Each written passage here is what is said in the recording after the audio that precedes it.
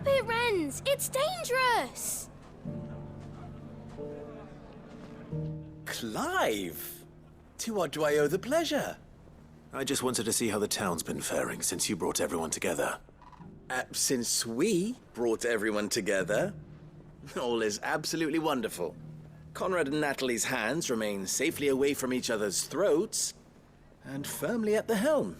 Our stores are full, and the bandits still too disorganized to raid them. Just as the good Lady Jane and Lord Underhill intended. Are you a lord? Lubor's going to be one too. They're going to make him the Lord of Dalimil, because of how he stopped all the grown-ups from fighting. It's the mayor of Dalimil, dear child, and the vote hasn't taken place just yet. But if the people wish me to lead them, I shall. And my first act will be to build a school so that menaces like you two learn not to interrupt your elders. Speaking of menaces, there may be a rather worrying one just over the horizon. May there indeed. I'm afraid the example Conrad and Natalie set in putting aside their differences and presenting a united front might have caught the bandits' attention. And they might have elected to take a similar approach. They have formed what one could call a League of Outlaws, and they grow more organized by the day. But we'll fight them all off just like last time, no matter how many of them there are. Won't we, Lubor? Of course we will. If we continue to work together, we can overcome any challenge we choose to face. The longer we avoid facing this one, the more difficult it will be, until the only way to overcome it might be to run for the hills. Our best hope is to nip these efforts at organization in the bud, by finding those ne'er-do-wells who have yet to join the cause, and ensuring that they never do. Perhaps a certain Lord Underhill might be willing to lend us his aid once more? How could I refuse? Thank you, my lord. Victor will fill you in on the particulars. I have him stationed by the desert gate, receiving and collating reports from my scouts. Such an amenable soul. He reminds me of you. I'll go and speak with him.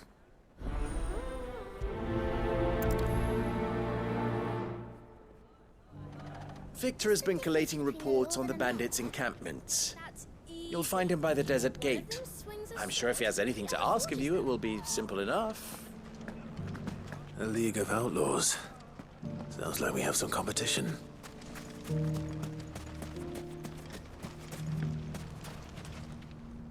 Still in Dalimil, Victor? Ah, Sid. I thought you'd have returned to Cosnis by now. I did. Then I came back. I've developed something of a fondness for the place. And having worked so hard to see it saved from one fate, it would seem remiss to abandon it to another. A sentiment Master Lubor certainly isn't shy about exploiting. Hence my doing his bidding yet again. You're not the only one. What does he want you to do? He asked for my aid in putting down the bandits. And he said that you might be able to help me find them. Then you've come at just the right time. I was on my way to speak with Conrad about how to organize our forces. There are more camps in the vicinity than we can safely strike at once. But we must strike together, and we must strike soon at as many camps as we can.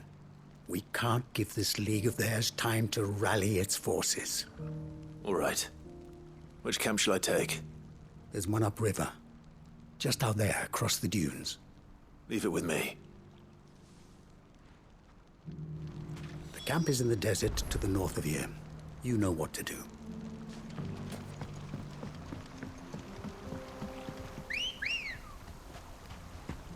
Let's go. Those ne'er-do-wells won't do that.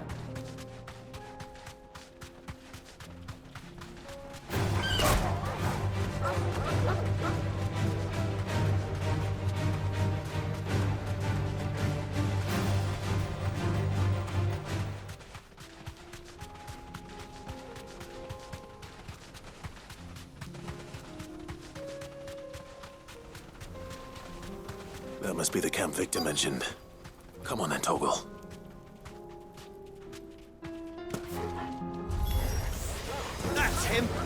The one who killed Locke and Fingers. Take his head off!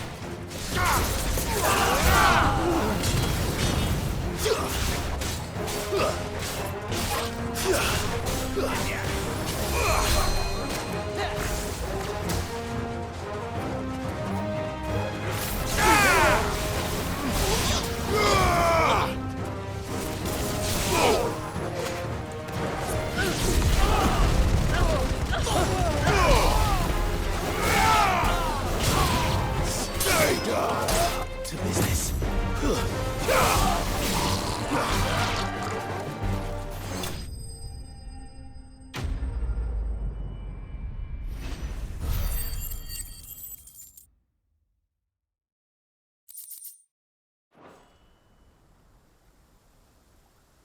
I'd better let Victor know.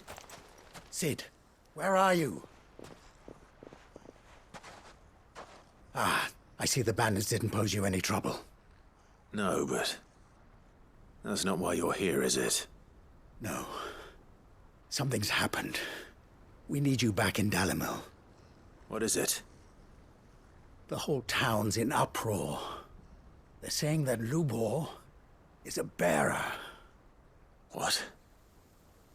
Seems that one of our parties wasn't as thorough as they should have been.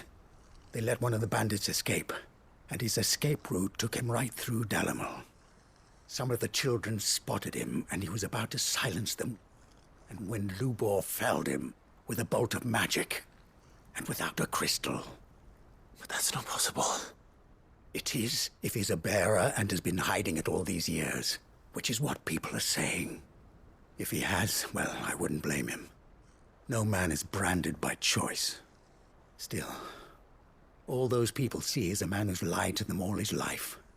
One who was made a leader of himself when the world believed he should have been a slave. Fuck. I don't know where we go from here, but I know one thing. Lubor needs all the friends he can get right now. You're right.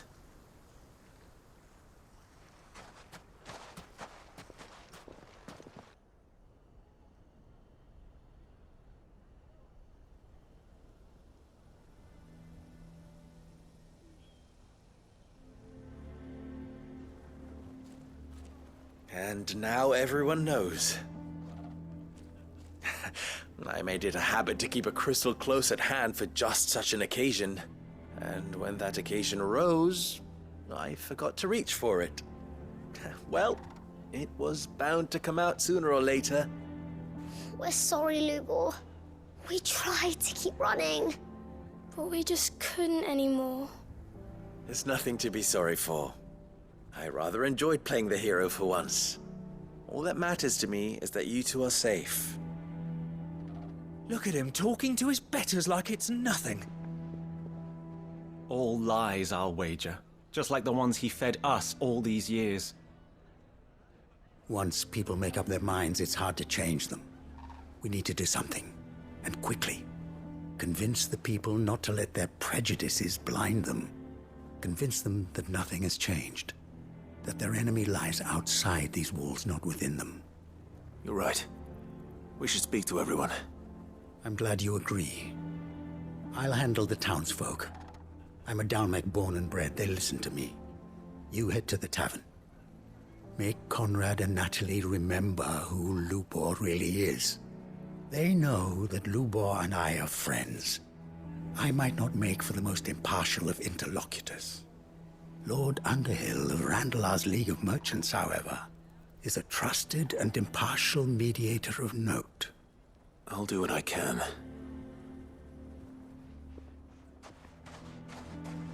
Lubor, stay here with the children. I can't promise anything, but we'll try. And that is all I can ask of you.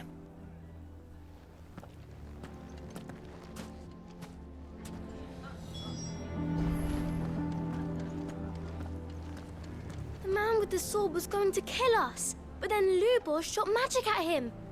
It was amazing. I don't care if Lubor's a bearer. He's still Lubor, isn't he? Thank you, Clive. I'm sure you have better things to do with your time. Why are you taking the bearer's side, Victor? Are you one too? You know I'm not. Just listen. Why do they always have to make such a fuss outside? He knew all along that he was playing us for fools. And we fell for it. We followed him. A bearer.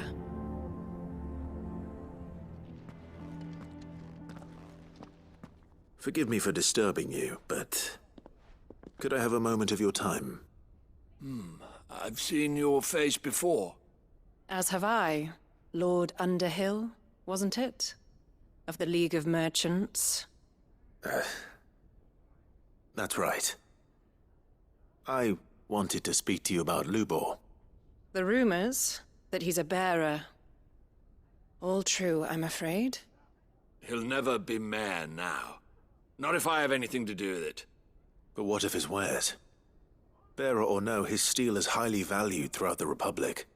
In this at least, he's done the town a service. Might that not earn him a little leniency? Leniency? He pretended to be one of us when he was laughing behind our backs all the while.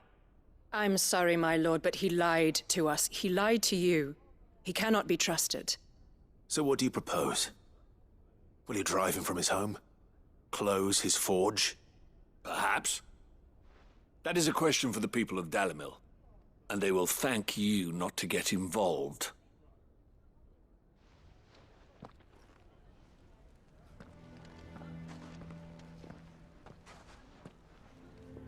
The townsfolk have made their minds up. There was nothing I could do. Nor I. Conrad and Natalie refused to consider anything but their own wounded pride. You never know. Once their anger is cooled, they might see things differently. For now, we should report back to Lubor. All right.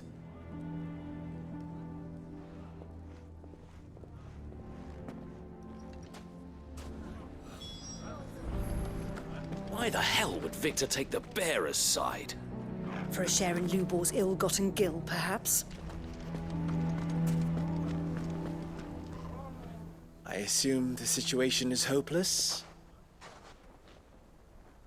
There's still hope.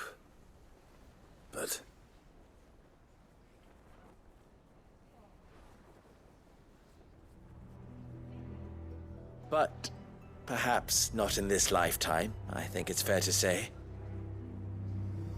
You mustn't think like that, Lubor. Give them time. They'll come around. We'll talk some sense into them in the end, you'll see. No, you won't. And your efforts would be better spent elsewhere. But Lubor... Rosina would often tell me that steel does not lie, that a blade is a reflection of the smith who forged it. To yourself be true, that was her point. Rather an ironic one when you consider that her life was taken with a blade of her own making.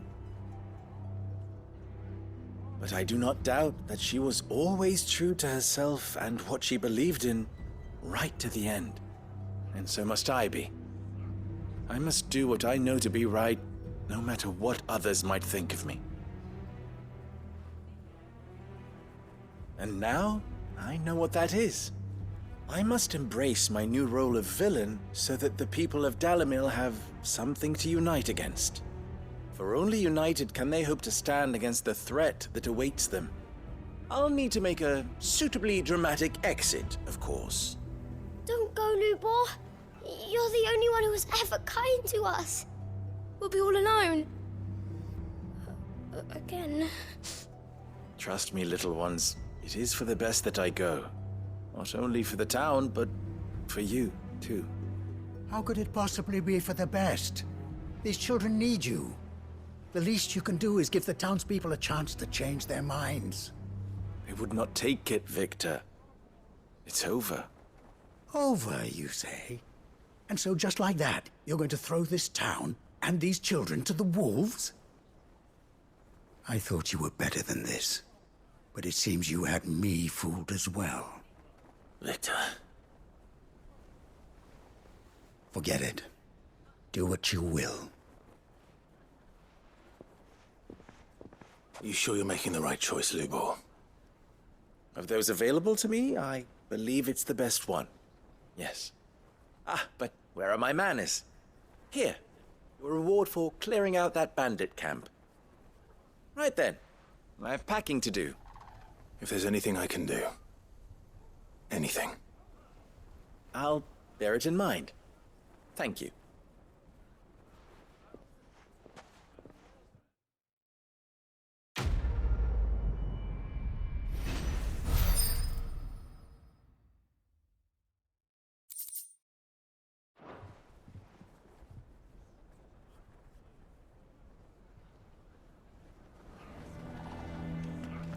Why is everyone being mean to Lubor? He didn't do anything wrong. I'm going to go with him.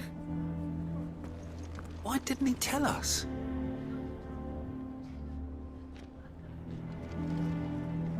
If you're going to try and convince me to stay, save your breath. I will not put those children at risk.